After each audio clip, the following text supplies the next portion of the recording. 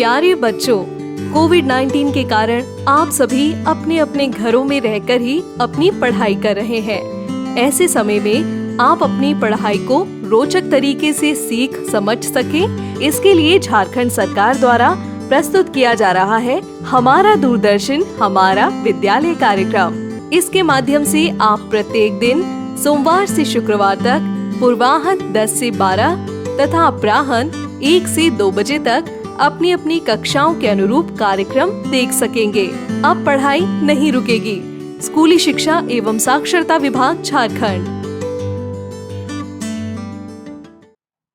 नमस्ते दोस्तों, आज के इस वीडियो में हम दूरदर्शन के माध्यम से क्लास 10 और क्लास 12 की पढ़ाई करेंगे। तो चलिए देख लेते हैं कि आज हम क्या पढ़ेंगे। क्लास 10 में हम गणित के पाठ त्रिकोणमिति का परिचय पढ़ेंगे और साइंस में हम पाठ जैव रकम को पढ़ेंगे। वही क्लास 12 में हम मैथ्स के पाठ आव्यूह को पढ़ेंगे और फिजिक्स के पाठ स्थिर विद्युत विभव तथा धारिता को पढ़ेंगे। इसी के साथ हम कुछ रोचक प्रश्नों को भी हल करेंगे। दोस्तों, आप सबसे उम्मीद है कि आपने अपनी कॉपी और कलम अपने पास रखी होगी, जिसमें कि आप जरूरी बातों को नोट करेंगे। तो चलिए शुरू करते हैं आज का एपिसोड। नमस्कार दोस्तों, आज हम पढ़ेंगे त्रिकोणमिति का परिचय। तो आज से हम त्रिकोणमिति चैप्टर शुरू करते हैं पार्ट 1 से। पार्ट 1 में हम भूमिका तथा त्रिकोणमितीय अनुपात पढ़ेंगे। तो चलिए देखते हैं त्रिकोणमिति के बारे में। त्रिकोणमिति क्या है, इसका अर्थ क्या है? त्रिकोणमिति को इंग्लिश में ट्रिग्नोमेट्री कहते हैं और अगर हम इस ट्रिग्नोमेट्री वर्ड को डिवाइड करें तो ये कुछ इस प्रकार शब्दों से बना है। Tri plus gon plus metron. Tri का अर्थ होता है तीन, गॉन का अर्थ होता है भुजा तथा मेट्रॉन का अर्थ होता है माप। यानी त्रिकोणमिति का अर्थ है त्रिभुज के तीनों भुजाओं के बारे में पढ़ना, उसके माप के बारे में पढ़ना। चलिए परिभाषा देखते हैं। त्रिकोणमिति में एक त्रिभुज की भुजाओं और कोणों के बीच के संबंधों का अध्ययन किया जाता है। यानी त्रिकोणमिति में एक त्रिभुज के तीनों कोण तथा तीनों भुजाओं के बीच में क्या संबंध है, उसके बारे में हम अध्ययन करते हैं। त्रिकोणमितीय अनुपात। कुल 6 त्रिकोणमितीय अनुपात होते हैं। पहला साइन, दूसरा कोसाइन, तीसरा सीकेंट, चौथा कोसिकेंट, पांचवा टेंजेंट तथा छठा कोटेंजेंट। अब क्योंकि ये नाम बहुत बड़े बड़े हैं तो प्रश्न को हल करते टाइम पर हम इसको शॉर्ट फॉर्म में लिखते हैं। साइन को हम साइन लिखते हैं, कोसाइन को कॉस लिखते हैं, सीकेंट को सेक लिखते हैं, कोसिकेंट को कोसेक लिखते हैं, टेंजेंट को टेन लिखते हैं तथा कोटेंजेंट को कॉट लिखते हैं। अब आप देख रहे होंगे कि साइन, सेक, टेन, कॉस, कोसेक, कॉट, इनमें कोई कोण नहीं है। तो दूसरी बात यह है कि साइन अगर बिना किसी कोण के है तो इसका कोई अर्थ नहीं होता है। साइन के साथ जब तक एक कोण नहीं होगा तब तक इसका कोई अर्थ नहीं होता। साइन के साथ जब कोण होगा तब हम इसका अनुपात निकाल सकते हैं। एक त्रिभुज में जिस कोण की हम बात करते हैं समकोण के अलावा, तो आप देख सकते हैं कि एक त्रिभुज में समकोण को अगर हटा दें तो कुल 2 कोण बनते हैं। तो दिए हुए कोण के साथ वाली भुजा को आधार कहते हैं तथा उस कोण के सामने वाली भुजा को लंब कहते हैं। चलिए हम शॉर्ट फॉर्म में लंब आधार कर्ण को क्या लिखेंगे आगे वो देखते हैं। P हम लंब के लिए यूज करेंगे, B आधार के लिए यूज करेंगे तथा H हम कर्ण के लिए यूज करेंगे। तो चलिए अब देखते हैं 6 त्रिकोणमितीय अनुपात के सूत्र। साइन थीटा, कॉस थीटा और टेन थीटा। यहां से मैं आपको एक फ्रेज बताऊंगी जिससे आप इन सूत्रों को अच्छे से याद कर पाएंगे और क्विकली याद हो जाएगा। Sign theta, cos theta and tan theta के लिए हम यूज करते हैं पंडित बद्री प्रसाद हर हर बोले। तो आप इस फ्रेज को याद कीजिए। अब हम यहाँ पे इस प्रकार से भाग का निशान लगाएंगे। अब यहाँ पे आप देख सकते हैं पंडित का P, बद्री का B, प्रसाद का P, हर का H तथा बोले का B। जो हमने 3 चीजें अभी पढ़ी थी कि P हम लंब के लिए यूज करेंगे, H हम कर्ण के लिए यूज करेंगे और B हम आधार के लिए यूज करेंगे। तो यहां से हमें सूत्र मिलता है साइन थीटा बराबर में लंब बटे में कर्ण, कॉस थीटा बराबर में आधार बटे में कर्ण तथा टेन थीटा बराबर में लंब बटे में आधार। तो इस प्रकार आप इस सूत्र को जल्दी से याद कर पाएंगे। चलिए बाकी 3 त्रिकोणमितीय अनुपात के सूत्र को देखते हैं। बाकी 3 त्रिकोणमितीय अनुपात है कोसेक थीटा, सेक थीटा तथा कॉट थीटा। इन तीनों का relation sign theta, cos theta और टेन थीटा के साथ होता है। कैसे? अगर मैं इस सूत्र को उल्टा कर दूं, यानी नीचे वाले को यानी हर को अंश में रख दूं और अंश को हर में रख दूं, यानी व्युत्क्रम कर दूं, तो हमें कोसेक थीटा, सेक थीटा और कॉट थीटा का सूत्र मिलेगा।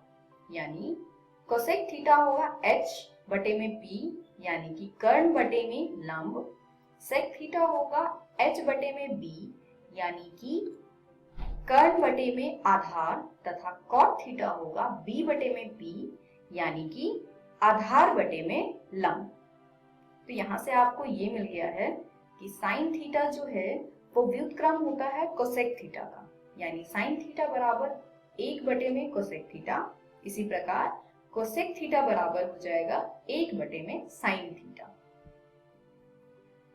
कॉस थीटा सेक थीटा का व्युत्क्रम होता है, यानी कॉस थीटा बराबर में 1 बटे सेक थीटा, तो सेक थीटा बराबर हो जाएगा 1 बटे में कॉस थीटा।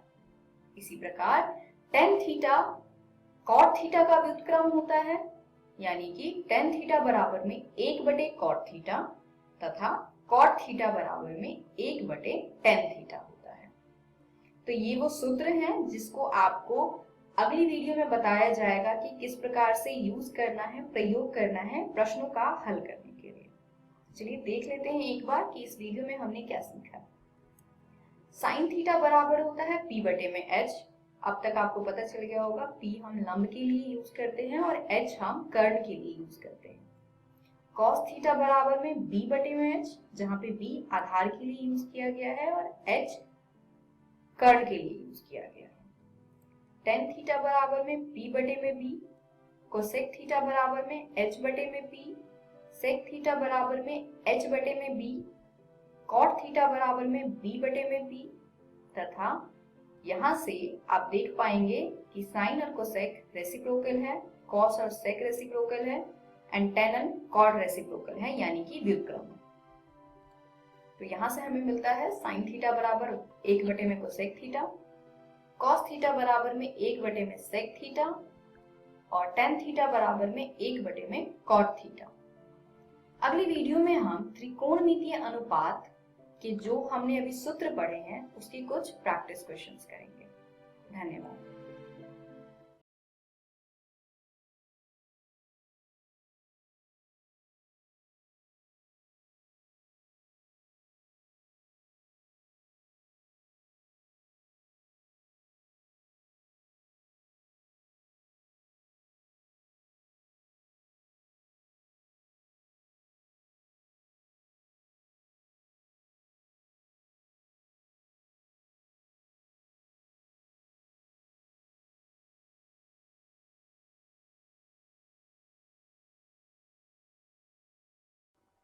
नमस्कार दोस्तों, आज की वीडियो में हम पढ़ेंगे त्रिकोणमिति का परिचय पार्ट 2।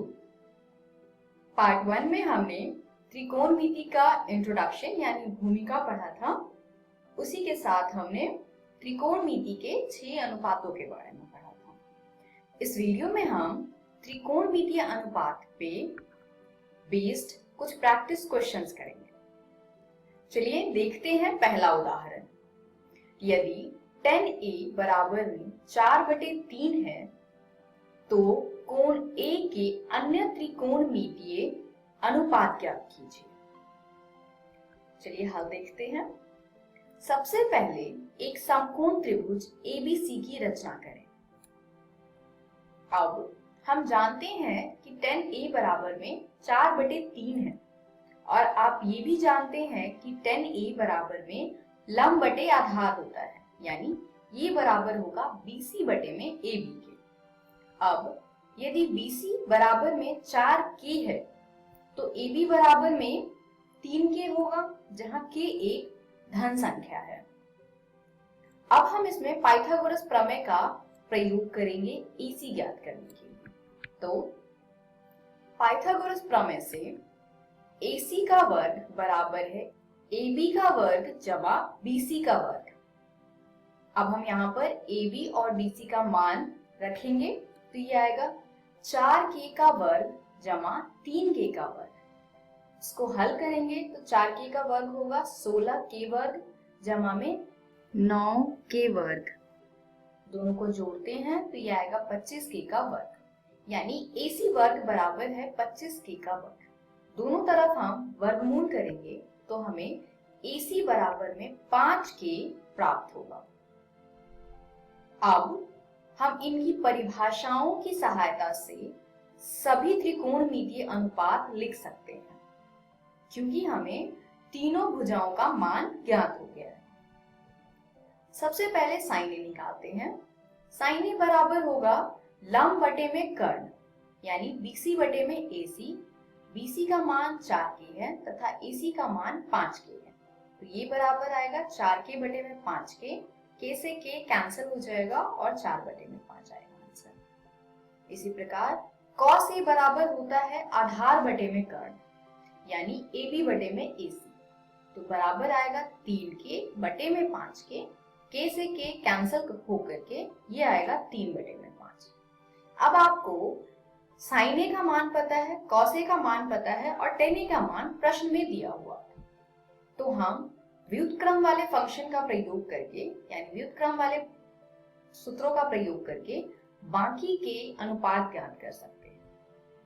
cot A बराबर होता है 1 बटे में tan A और tan A का मान था 4 बटे में 3, तो ये आ जाएगा 1 बटे में 4 बटे 3, जिसको हल करने पर प्राप्त होगा 3 बटे में 4।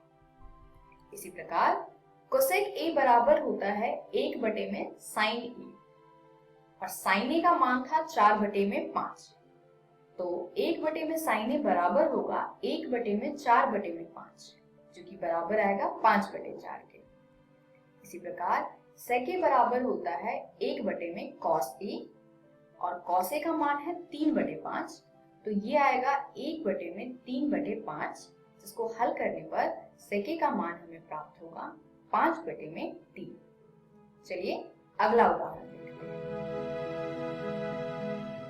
त्रिभुज PQR में जिसका कोण Q समकोण है, PR जमा QR बराबर है 25 सेंटीमीटर और PQ बराबर है 5 सेंटीमीटर की, तो sin P, cos P और tan P के मान ज्ञात कीजिए। चलिए हल देखते हैं। सबसे पहले एक समकोण त्रिभुज PQR की रचना कीजिए। अब हम जानते हैं कि PR जमा QR बराबर है 25 सेंटीमीटर के तथा PQ का मान 5 सेंटीमीटर है, तो अब हम QR और PR का मान निकालेंगे पाइथागोरस प्रमेय का प्रयोग करके। चलिए देखते हैं कैसे। पाइथागोरस प्रमेय से PR वर्ग बराबर होगा QR वर्ग जमा PQ वर्ग के। अब हम जानते हैं कि PR जमा QR 25 सेंटीमीटर के बराबर है, यानी यहाँ से अगर हम PR निकालना चाहें तो PR का मान आएगा 25 सेंटीमीटर घटा QR। और इसी के साथ हमें PQ का मान 5 सेंटीमीटर दिया है। तो PR और PQ का मान हम पाइथागोरस प्रमेय में प्रतिस्थापित करते हैं। इससे हमें प्राप्त होगा 25 सेंटीमीटर घटा QR का वर्ग बराबर में QR का वर्ग जमा 5 सेंटीमीटर का वर्ग। अब 25 सेंटीमीटर माइनस QR वर्ग में a minus b whole square का फॉर्मूला लगाएंगे। तो ये आएगा 25 सेंटीमीटर का वर्ग घटा 2 गुने में 25 सेंटीमीटर गुने में QR जमा QR का वर्ग बराबर QR का वर्ग जमा 25 सेंटीमीटर का वर्ग। अब आप देख सकते हैं कि दाईं साइड और बाईं साइड दोनों ही साइड QR वर्ग है, तो ये आपस में कैंसिल आउट हो जाएंगे और बचेगा 625 सेंटीमीटर वर्ग घटा 50 सेंटीमीटर गुने में QR बराबर में 25 सेंटीमीटर का वर्ग। अब 625 सेंटीमीटर वर्ग को हम दाईं ओर लेकर जाते हैं तो हमें मिलेगा 50 सेंटीमीटर गुने में QR बराबर में घटा 625 सेंटीमीटर वर्ग जमा 25 सेंटीमीटर वर्ग। आगे हल करने पर हमें प्राप्त होगा घटा 50 सेंटीमीटर गुने में QR बराबर में घटा 600 सेंटीमीटर वर्ग, यानी यहाँ से QR का मान आएगा 12 सेंटीमीटर। तो QR 12 सेंटीमीटर मिल गया है हमें। अब हमें निकालना है PR का मान, तो उसके लिए हम फिर से इसका यूज करेंगे, इसका प्रयोग करेंगे।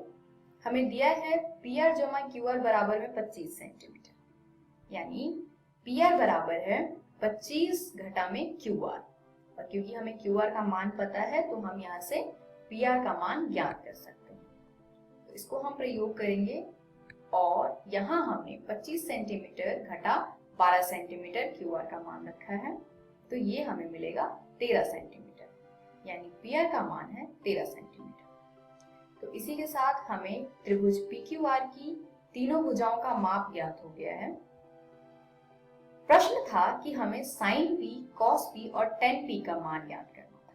तो चलिए निकालते हैं sin P, cos P और tan P का मान।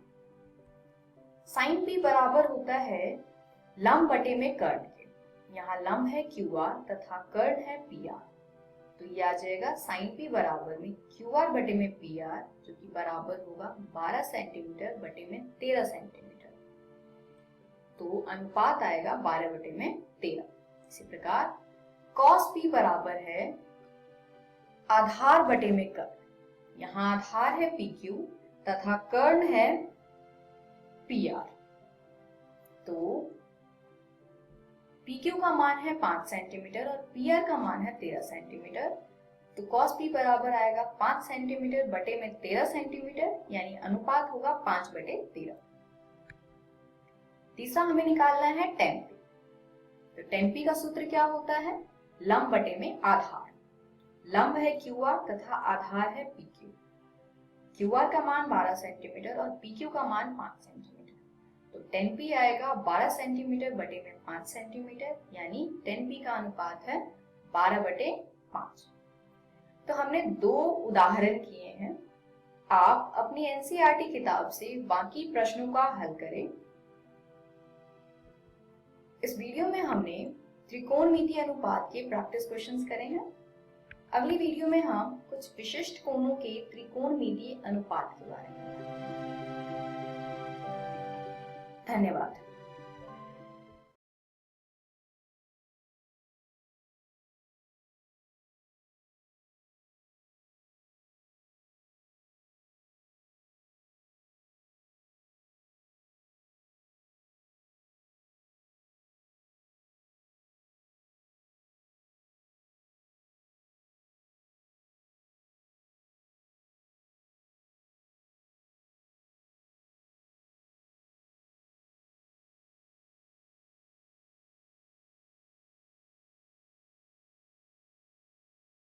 नमस्कार दोस्तों, आज जो हम अध्याय करने जा रहे हैं उसका नाम है जैव प्रक्रम।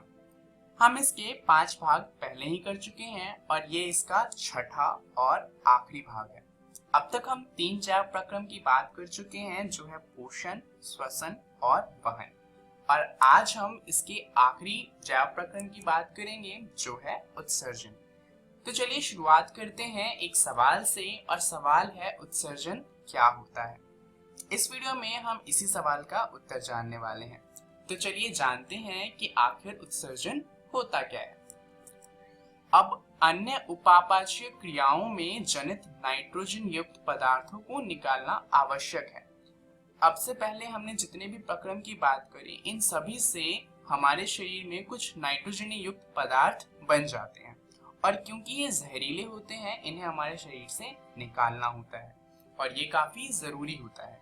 उदाहरण के लिए हमारे शरीर में जो यूरिया होता है वो बहुत ज्यादा हानिकारक होता है, और इसे हमारे शरीर से जल्दी निकालना होता है। तो इसीलिए वह प्रक्रम जिसमें इन हानिकारक पदार्थों का निष्कासन होता है, उसे ही कहा जाता है उत्सर्जन। तो चलिए जानते हैं कि आखिर ये होता किस तरीके से है। अगर हम बात करें जीवों की, जैसे कि अमीबा, तो अमीबा एक कोशिकीय जीव है। ये अपना खाना भी उसी कोशिका से खाता है, उसे पचाता भी उसी कोशिका से है, तो उत्सर्जन भी उसी कोशिका से किया जाता है। परंतु अगर हम अपनी बात करें तो हम तो एक कोशिकीय जीव है नहीं, हमारे पास तो बहुत सारी कोशिकाएं हैं, और इसलिए हमारे पास एक पूरी प्रणाली होती है उत्सर्जन के लिए। उदाहरण के लिए हमारे पास 2 वृक्क होते हैं जो निस्पंदन का कार्य करते हैं। निस्पंदन से जितना भी कचरा बाहर आता है उसे भेजा जाता है मूत्राशय के पास, और यहाँ पर वो तब तक रहता है जब तक उसे शरीर से बाहर न निकाल दिया जाए। तो मूत्राशय में हमारा सारा कचरा इकट्ठा किया जाता है वृक्क से। तो शुरुआत करते हैं वृक्क को समझते हुए। अगर हम वृक्क की बात करें तो जो हमारा वृक्क है वो कुछ इस तरह का दिखता है। ये हमारे शरीर में 2 होते हैं। वृक्क में फुफ्फुस की तरह ही बहुत पतली भित्ति वाली रुधिर कोशिकाओं का गुच्छा होता है। इसे वृक्काणु कहते हैं। वृक्क के प्रत्येक कोशिका गुच्छा एक नलिका के कप के आकार के शिरे के अंदर होता है, और यह नलिका छने हुए पदार्थों को एकत्रित करती है, और इसे कहा जाता है बॉमन्स कैप्सूल। चलिए समझते हैं कि ये किस तरीके से होता है। ये हमारा वृक्काणु है, ये उसका एक डायग्राम है। इससे हम समझेंगे कि जो हमारा यूरिन है वो बनता किस तरीके से है। हम बहुत सारा पानी पीते हैं, और पानी पीने के बाद क्या होता है, जो हमारे विक्राणु होते हैं वो इसे निस्पंदन करते हैं। हमारे पास कुल लगभग 1 मिलियन से ज्यादा विक्राणु होते हैं, वो भी हर एक वृक्क में। और क्योंकि हमारे पास 2 वृक्क होते हैं, तो हम ये कह सकते हैं कि हमारे पास लगभग 2 मिलियन विक्राणु होते हैं जो निस्पंदन का कार्य करते हैं। अब यहाँ पर होता क्या है कि विक्राणु से जो हमारा रक्त है वो जाता है, और यहाँ पर निस्पंदन का कार्य होता है, और निस्पंदन के बाद जितना भी फालतू का सामान होता है वो बोमन संपुट में इकट्ठा किया जाता है। यहाँ से बोमन संपुट में सारी चीजें इकट्ठी होती हैं, और वहां से जाती है संग्रहण नालिका के पास, जहाँ पर संग्रहण नालिका से ये हमारे मूत्राशय में चली जाती है। परंतु क्या आप जानते हैं कि रोज 180 लीटर पानी छाना जाता है, परंतु अगर हम यूरिन की बात करें तो वो लगभग 1 से 2 लीटर होता है। तो आप देख सकते हैं कि लगभग जितना पानी छाना गया है उसका सिर्फ 1% हमारे यूरिन के रूप में आया। तो बाकी का सारा पानी कहाँ पर चला गया? दरअसल बाकी का जितना भी पानी होता है वो फिर से अवशोषित हो जाता है। दरअसल पानी ही नहीं, ग्लूकोज, अमीनो अम्ल, लवण और प्रचुर मात्रा में जल को वापस अवशोषित कर लिया जाता है, क्योंकि ये हमारे शरीर को जरूरी होते हैं, और क्योंकि ये हमें वापस चाहिए होते हैं, और ये हमारे लिए कोई वेस्ट मटेरियल यानी कि कोई कचरा नहीं है, इसलिए इन्हें वापस इकट्ठा कर लिया जाता है। तो आखिर चलिए अब बात करते हैं कि पौधों में ये किस तरीके से होता है, यानी कि पौधों में जो अपशिष्ट पदार्थ होते हैं उनका उत्सर्जन किस तरीके से किया जाता है। दरअसल पौधों के पास कोई प्रणाली नहीं होती, परंतु उनके पास बहुत सारे तरीके होते हैं जो अपना अपशिष्ट है उसका उत्सर्जन करने के। चलिए जानते हैं कि ये सारे तरीके कौन कौन से हैं। दरअसल अगर हम पौधों की बात करें तो वो कई रूपों में अवशिष्ट को उत्सर्जित करते हैं। उदाहरण के लिए वो पत्तियों से पानी का उत्सर्जन करते हैं। उसके अलावा उन्हें जो चीजें नहीं चाहिए होती वो उन्हें अपने फलों में डाल देते हैं। अब आपको शायद लगता होगा कि फलों में जितने भी न्यूट्रिएंट्स, जितने भी पोषक तत्व होते हैं, वो सब पेड़ पौधे हमारे लिए फलों में डालते हैं, परंतु ऐसा नहीं है। पौधों को तो हमारा पता भी नहीं होता। दरअसल पौधों के लिए ये जितने भी न्यूट्रिएंट्स, जितने भी पोषक तत्व होते हैं, वो किसी काम के नहीं होते और उन्हें इसे निकालना होता है। और क्योंकि उनके पास ज्यादा तरीके नहीं है निकालने के लिए, तो उन्हें जितने भी तरीके मिलते हैं उन सभी से वो अपने अपशिष्ट को उत्सर्जित करते हैं। तो अपने फलों में अपने अपशिष्ट को डालना भी एक तरीका है अपने अपशिष्ट से छुटकारा पाने का। पौधे अतिरिक्त जल से वाष्पोत्सर्जन द्वारा छुटकारा पा सकते हैं।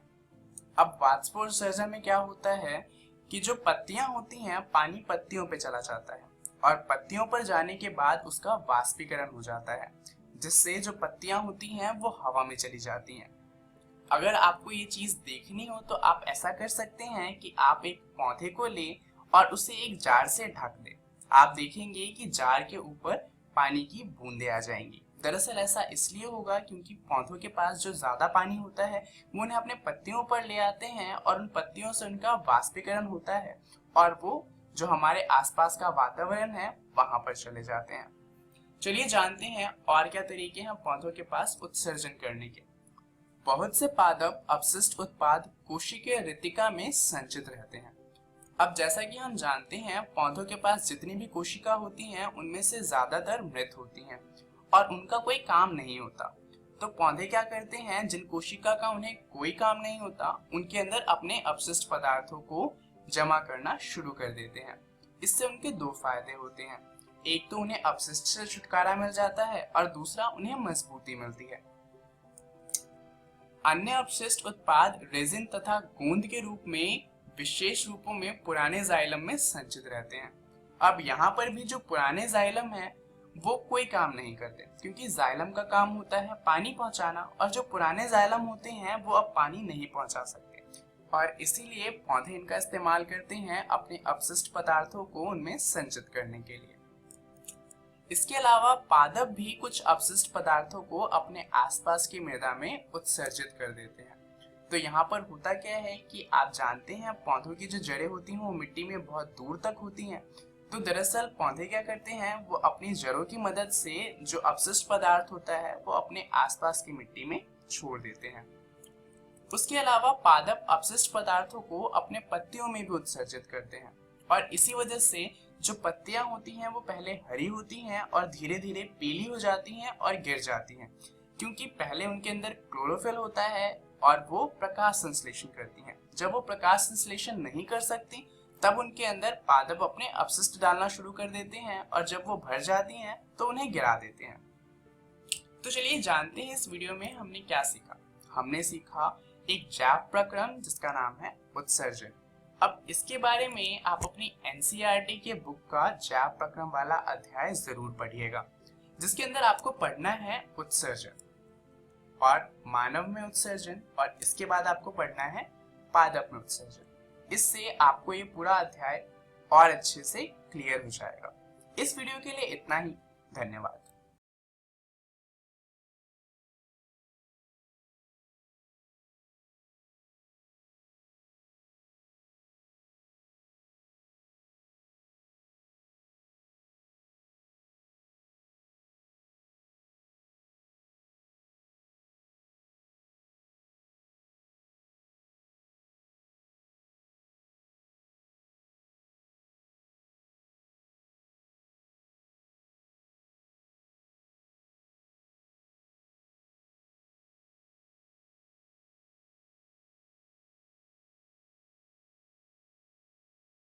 नमस्कार दोस्तों, आज हम आवयव का दूसरा भाग देखेंगे। हमने हमारे पिछले वीडियो में पढ़ा था आवयव की भूमिका तथा आवयव के बारे में।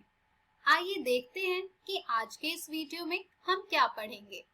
तो दोस्तों, आज के इस वीडियो में हम पढ़ेंगे आवयवों पर संक्रियाएं। तो चलिए आगे बढ़ते हैं और शुरू करते हैं हम हमारा आज का भाग। तो दोस्तों, हम आवयूहों पर कुछ संक्रियाओं को प्रस्तुत करेंगे, जैसे आवयूहों का योग, किसी आवयूह का एक अदिश से गुणा, आवयूहों का व्यवकलन तथा गुणा। तो चलिए शुरुआत करते हैं हम अवयवों का योग से। तो दोस्तों, दो अवयवों का योगफल प्रदत्त अवयवों के संगत अवयवों को जोड़ने से प्राप्त होने वाला अवयव होता है।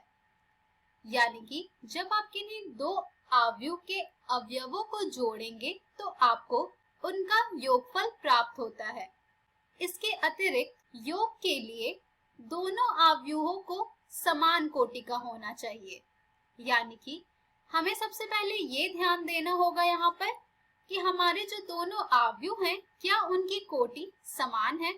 यदि उन दोनों की कोटि समान है तो उसके बाद हम उन दोनों अवयवों के संगत अवयवों को जोड़कर उनका योगफल ज्ञात करेंगे। तो आइए एक उदाहरण से इसे समझते हैं। हमने यहाँ पर दो अवयव लिया है, A11, A12, A21, A22 और जो दूसरा मैट्रिक्स है हमारा वो है B11, B12, B21, B22। तो आइए देखते हैं कि इसका योगफल हमारा क्या प्राप्त होगा हमें। तो ये जो दोनों मैट्रिक्स है, इसमें हमें सबसे पहले ये देखना है कि क्या इनकी कोटि समान है। तो दोस्तों, यहाँ पर इन दोनों मैट्रिक्स की कोटि जो है वो समान है, जो कि है 2 क्रॉस 2। तो जब इनकी कोटि समान है तो आइए अब हम ज्ञात करते हैं इसका योगफल। तो इसका योगफल के जो अवयव हमें प्राप्त होंगे वो होंगे A11 plus B11, A12 plus B12, A21 plus B21, A22 plus B22। तो ये आए हैं हमारे इन दोनों मैट्रिक्स के जोड़ने पर अवयव। आइए एक और उदाहरण देखते हैं इसका। स्क्रीन पर आपको दो मैट्रिक्स दिख रहे होंगे, अर्थात अवयव दिख रहे होंगे, जिनके अवयव है 80, 60, 75, 65, 90, 85 और दूसरा जो अवयव है उसके जो अवयव है वो है 90, 50, 70, 55, 75, 75। अब जब आप इन दोनों अवयवों का योग ज्ञात करेंगे तो आपको क्या प्राप्त होगा। तो यहाँ पर योग ज्ञात करने का जो हमारा सबसे पहला चरण है वो है कि ये देखना कि क्या इनकी कोटि समान है। तो दोस्तों, यहाँ पर हम पहले इनकी कोटि देखते हैं। तो इन दोनों की कोटि जो है वो है 3 क्रॉस 2। तो इन दोनों की कोटि जो है वो समान है। तो चलिए अब हम ज्ञात करते हैं इन दोनों अवयवों का योग, जो कि हमें प्राप्त होगा 80 योग 90, 60 योग 50, 75 योग 70, 65 योग 55, 90 योग 75, 85 योग 75, जिनका जब आप योग करेंगे तो आपको प्राप्त होगा उनके अवयव 170, 110, 145, 120, 165, 160। तो इस तरह से हम दिए गए अवयवों का योग ज्ञात करते हैं। तो दोस्तों, ये थी जानकारी अवयवों का योग के बारे में। चलिए अब हम देखते हैं एक अवयव का एक अदिश से गुणन। मान लीजिए कि आपको दिया गया है एक मैट्रिक्स A जिसके अवयव है 3, 1, 1.5, वर्गमूल 5, 7 घटा 3, 2, 0, 5। अगर आपको ये अवयव देकर आपसे 3A का मान पूछा जाए तो ये आप कैसे बताएंगे। आइए देखते हैं।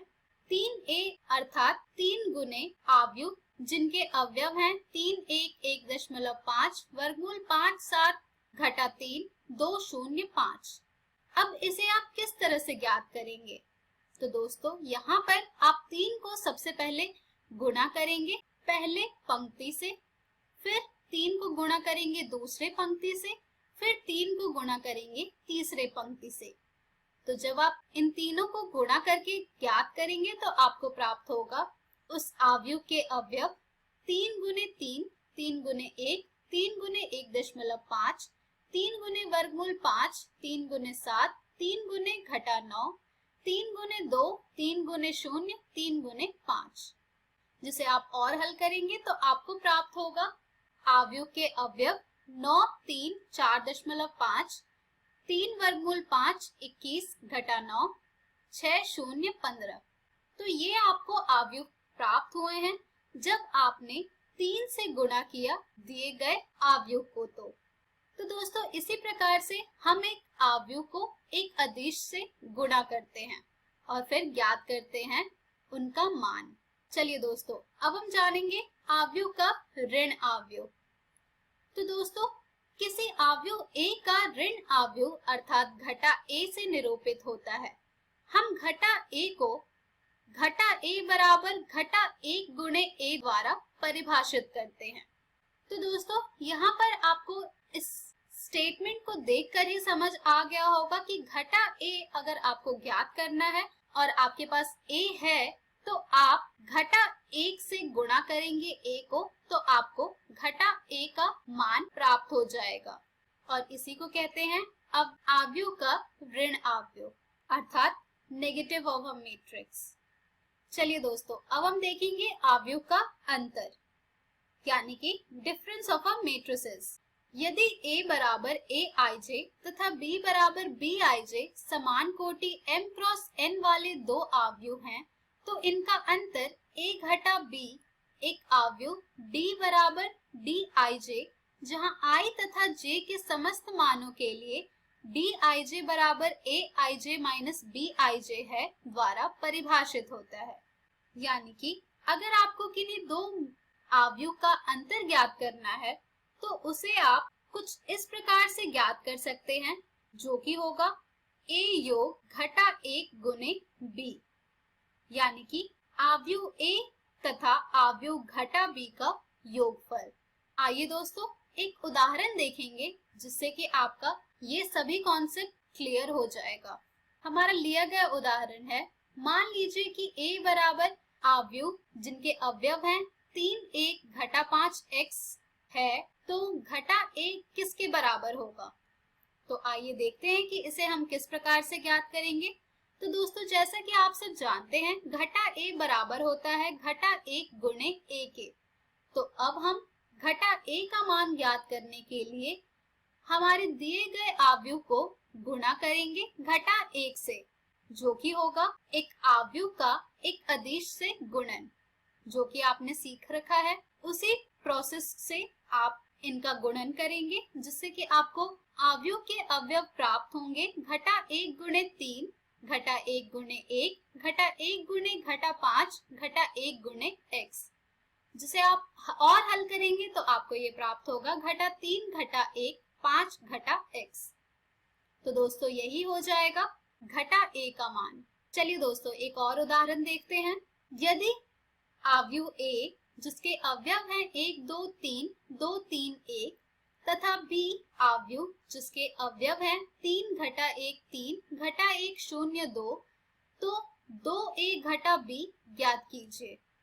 आइए देखते हैं कि इसे हम किस प्रकार से ज्ञात करेंगे। तो दोस्तों, 2A घटा B का मतलब होता है 2 गुणे अवयव A घटा अवयव B।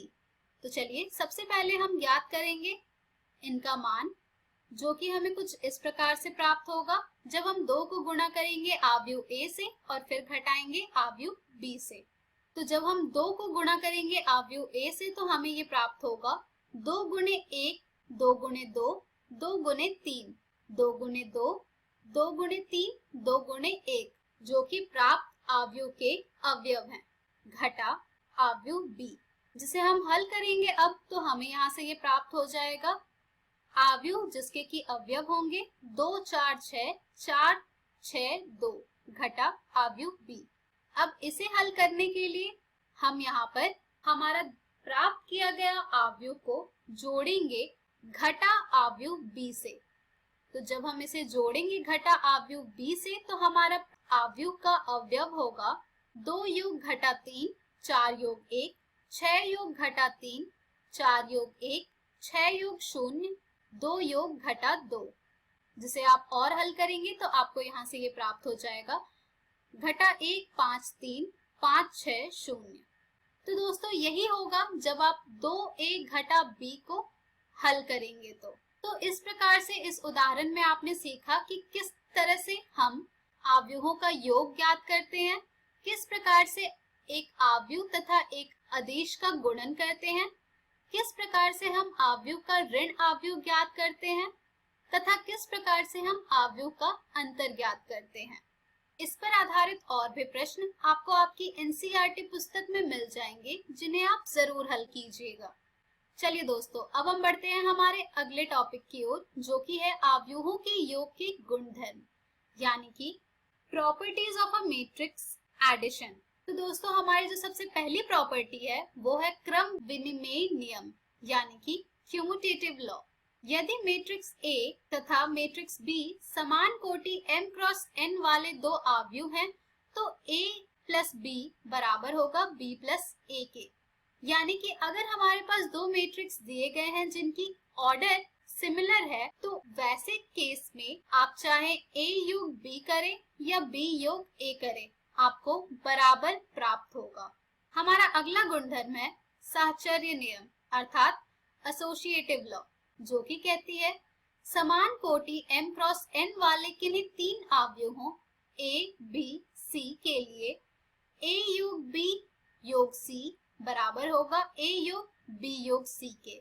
यानी कि जब आप तीन मैट्रिसेस में से A योग B के मान को जोड़ेंगे C के मान में, तो आपको प्राप्त होगा वही मान जो कि आप A को जब जोड़ेंगे B तथा C से। हमारा अगला गुणधर्म है योग के तत्समक का अस्तित्व अर्थात एग्जिस्टेंस ऑफ एडिटिव आइडेंटिटी, जो कि कहती है मान लीजिए कि मैट्रिक्स A एक m क्रॉस n अवयव है और O एक m क्रॉस n शून्य अवयव है, तो A प्लस O बराबर होगा O प्लस A के, यानी कि A के। यह है हमारी तीसरी प्रॉपर्टी। हमारी चौथी प्रॉपर्टी है योग के प्रतिलोम का अस्तित्व अर्थात the existence of additive inverse, जो कि कहती है मान लीजिए कि एक मैट्रिक्स Aij जिसका की ऑर्डर होगा m क्रॉस n एक अवयव है, तो एक अन्य अवयव घटा A बराबर होगा मैट्रिक्स घटा Aij जिसका कि ऑर्डर होगा m क्रॉस n।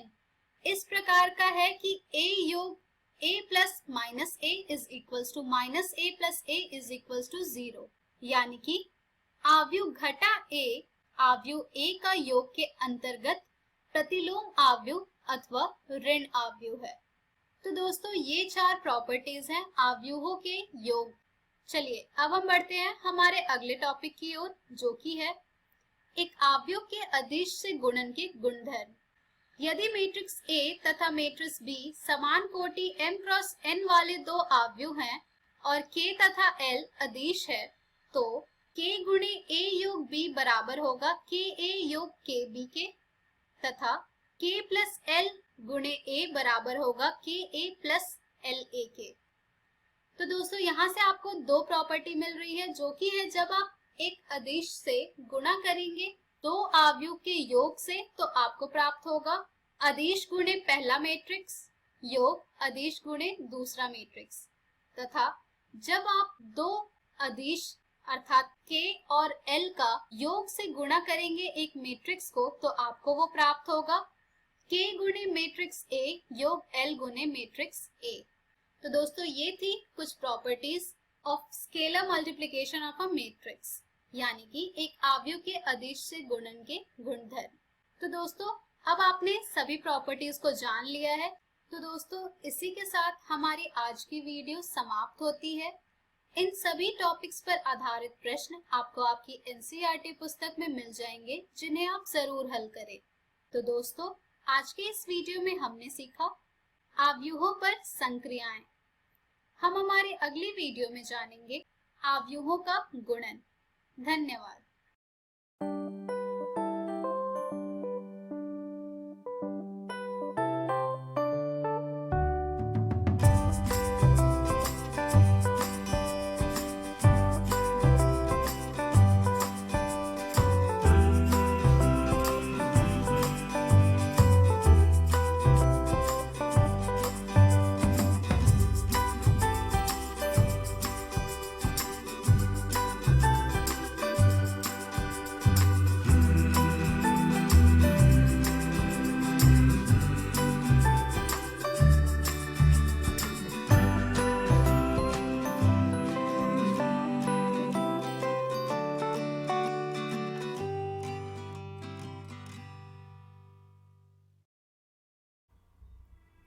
हेलो दोस्तों, welcome to this physics video lecture. Friends, आज हम शुरू करेंगे हमारा दूसरा अध्याय, जिसका नाम है स्थिर वैद्युत विभव तथा धारिता। और इस अध्याय के पहले भाग में हम समझेंगे स्थिर वैद्युत विभव, बिंदु आवेश के कारण विभव और बिंदु आवेशों के निकाय के कारण विभव। तो आइए शुरू करते हैं प्रथम विषय से, जो है स्थिर वैद्युत विभव। दोस्तों, स्थिर वैद्युत क्षेत्र की उपस्थिति में किसी एकांक धनावेश को अनंत से किसी बिंदु तक लाने में किया गया न्यूनतम कार्य कहलाता है स्थिर वैद्युत विभव। अब जैसे यहाँ पर इस आवेश Q की वजह से जो स्थिर वैद्युत क्षेत्र उत्पन्न होता है, मान लेते हैं कि उसका प्रभाव यहाँ इस वृत्त की सीमा तक है। अब मान लीजिए कि किसी एकांक धनावेश, जिसे यहाँ Q से दर्शाया गया है, इसे अनंत बिंदु से इस विद्युत क्षेत्र के अंदर कहीं किसी निश्चित बिंदु तक लाने के लिए हमें इस विद्युत क्षेत्र के विरुद्ध बल लगाना पड़ेगा, या कह सकते हैं कि कार्य करना पड़ेगा। और इस कार्य की मात्रा को ही कहा जाता है स्थिर वैद्युत विभव। आइए अब समझते हैं कि इसका व्यंजक कैसे प्राप्त किया जाता है। तो मान लीजिए कि यहाँ पर एक धनावेश Q है, जिसकी वजह से बनने वाला वैद्युत क्षेत्र किसी निश्चित दूरी तक अनुभव किया जा सकता है। इस आवेश से अनंत दूरी पर एक बिंदु P मान लेते हैं, जहां से हमें कोई एकांक धनावेश Q से R दूरी पर स्थित एक बिंदु तक ले जाना है। आइए इस बिंदु पर लगने वाले सदिशों की दिशाओं को देखते हैं। दोस्तों, अगर आप R दूरी पर स्थित बिंदु पर विद्युत क्षेत्र की दिशा देखें, तो क्योंकि ये क्षेत्र रेखाएं एक बिंदु धनावेश से उत्सर्जित होने के कारण प्रत्येक बिंदु पर बाहर की ओर होंगी, वहीं R दूरी पर स्थित बिंदु के लिए स्थिति सदिश की दिशा भी ठीक वैसे ही बाहर की ओर होगी। यानी दोनों ही सदिशों E तथा dr समान दिशा में है। अब जैसा कि हम जानते हैं कि किया गया कार्य होता है बल तथा स्थिति सदिश का अदिश गुणनफल, यानी dw बराबर होगा F.ds। और यहाँ पर F है विद्युत क्षेत्र यानी E, जबकि ds है स्थिति सदिश dr। यानी यहाँ पर किया गया कार्य होगा dw बराबर E.dr, या अदिश गुणनफल नियम के अनुसार इसे लिख सकते हैं dw बराबर E dr cos थीटा। दोस्तों, क्योंकि यहाँ पर E तथा dr एक ही दिशा में है, इसलिए इनके बीच बनने वाला कोण होगा 0 डिग्री। और क्योंकि cos 0 डिग्री होता है 1, इसलिए यहाँ हम cos थीटा का मान रखेंगे 1 और समीकरण बनेगी dw बराबर E dr। अब किया गया कुल कार्य निकालने के लिए हमें इसे करना होगा इंटीग्रेट। और क्योंकि हम एकांक आवेश को अनंत से R दूरी तक लेकर गए थे, इसलिए इंटीग्रेशन की लिमिट भी होगी अनंत से R, यानी समीकरण आएगी इंटीग्रेशन 0 से W dw बराबर इंटीग्रेशन अनंत से R E dr, जिसमें E का मान रखने पर आता है W बराबर इंटीग्रेशन अनंत से R 1/4 pi epsilon not Q बटे R की घात 2 dr। दोस्तों, इसे हल करने पर आता है W बराबर 1/4 पाई एप्सिलॉन नॉट Q बटे R, यानी R दूरी पर आवेश Q की वजह से विभव V होता है 1/4 पाई एप्सिलॉन नॉट Q बटे R। जबकि अगर अनंत बिंदु पर देखें तो विभव हो जाएगा 0। यानी दोस्तों, हम ये कह सकते हैं कि विद्युत क्षेत्र की उपस्थिति में विभव स्थिति सदिश के साथ साथ घटता जाता है। इसके अतिरिक्त विभव एक अदिश राशि होती है। अब मान लीजिए कि हमें एक के स्थान पर आवेशों के निकाय के कारण विभव का मान ज्ञात करना है। तो इस परिस्थिति में मान लेते हैं कि हमारे पास 3 आवेश Q1, Q2 तथा Q3 हैं, जिनके कारण बिंदु P पर विभव का मान ज्ञात करना है। यानी किसी एकांक धनावेश को अनंत से इस बिंदु P तक लाने में किया गया कुल कार्य कितना होगा, यह हमें ज्ञात करना है। अब मान लीजिए कि इन बिंदु आवेशों के बिंदु P से स्थिति सदिश R1, R2 तथा R3 हैं। तो सबसे पहले हम एक एक करके इन आवेशों के कारण विभव प्राप्त करेंगे और अंत में इन सभी विभव को मिलाकर यानी जोड़कर प्राप्त होगा बिंदु P पर कुल विभव। तो आइए सबसे पहले लिखते हैं आवेश Q1 के कारण बिंदु P पर विभव का मान, जो होगा V1 बराबर 1/4 पाई एप्सिलॉन नॉट Q1 बटे R1। इसी प्रकार Q2 आवेश के कारण विभव होगा V2 बराबर 1/4 पाई एप्सिलॉन नॉट Q2 बटे R2। और ठीक इसी तरह Q3 आवेश के कारण विभव होगा V3 बराबर 1/4 पाई एप्सिलॉन नॉट Q3 बटे R3। अब दोस्तों कुल विभव निकालने के लिए हम इन सभी विभव का योगफल निकालेंगे, यानी V बराबर होगा V1 जमा V2 जमा V3, जिसका मान आता है V बराबर 1/4 pi epsilon not bracket Q1 बटे R1 जमा Q2 बटे R2 जमा Q3 बटे R3। आइए अब आज के विषयों पर आधारित एक उदाहरण समझते हैं। आवेश 4 गुणा 10 की घात ऋणात्मक 7 कूलाम के कारण इससे 9 सेंटीमीटर दूरी पर स्थित किसी बिंदु P पर विभव परिकलित कीजिए। तो दोस्तों जैसे कि हमें प्रश्न में दिया गया है कि आवेश Q जिसकी वजह से उत्पन्न विभव की गणना हमें करनी है वो है 4 गुणा 10 की घात ऋणात्मक 7 कूलाम तथा R दूरी दी गई है 9 सेंटीमीटर या यूं कहें कि 0.09 मीटर। अब जैसा कि हमें पता है कि किसी बिंदु आवेश के कारण विभव होता है V बराबर 1/4 पाई एप्सिलॉन नॉट Q बटे R। तो दोस्तों यहाँ पर सभी राशियों का मान रखने और हल करने पर V आता है 4 गुणा 10 की घात 4 वोल्ट। तो दोस्तों हमारे आज के इस वीडियो में हमने समझा स्थिर वैद्युत विभव, बिंदु आवेश के कारण विभव और बिंदु आवेशों के निकाय के कारण विभव। हम उम्मीद करते हैं कि आज का ये वीडियो आपको समझ आया होगा। हमारे अगले वीडियो में हम समझेंगे विद्युत द्विध्रुव के कारण विभव और समविभव पृष्ठ। तब तक के लिए take care and good bye.